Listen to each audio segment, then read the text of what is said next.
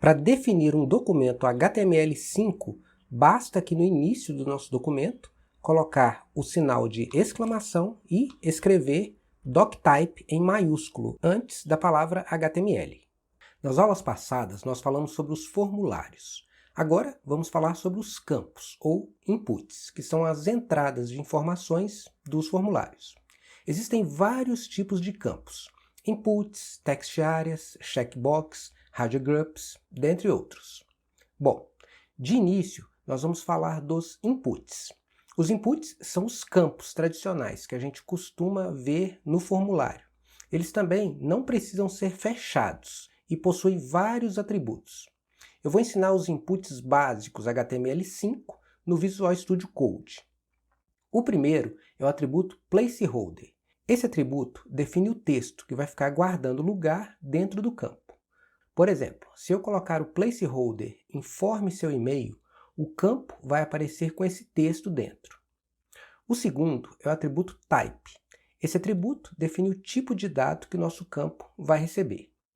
Existem vários tipos de dados que a gente pode inserir aqui, como cores, datas, números, etc. Em geral, você pode sempre usar o tipo text, porque ele vai pegar qualquer entrada de dados. O terceiro é o atributo required. O único valor possível para esse atributo é required, ou seja, required igual required. Quando esse atributo for usado, pessoal, o formulário não poderá ser enviado até que esse campo seja preenchido, sendo que uma mensagem de erro será mostrada da seguinte forma. Aqui eu quero frisar que para que a mensagem de erro seja mostrada, precisa criar um botão. Nós vamos falar sobre os botões nas próximas aulas. O quarto é o atributo class. Nele, vamos inserir as classes da folha de estilo que nós queremos que o nosso campo use.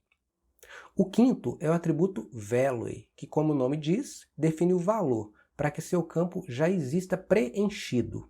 Exemplo, se definir o value test@email.com, o texto vai aparecer no campo como se alguém já tivesse preenchido. Por último, nós vamos falar dos atributos ID e name, que já aprendemos nas aulas anteriores. No geral, os inputs a gente só costuma definir o atributo name, porque quando o formulário é enviado pelo método post ou get, a gente pega o valor do campo através do atributo name. Nas próximas aulas vocês vão entender melhor com um exemplo prático. Nenhum desses atributos é obrigatório. Se você quiser, você pode criar um input sem nenhum atributo. Beleza, pessoal? Por hoje é só. Nos vemos na próxima aula. Um abraço e tchau!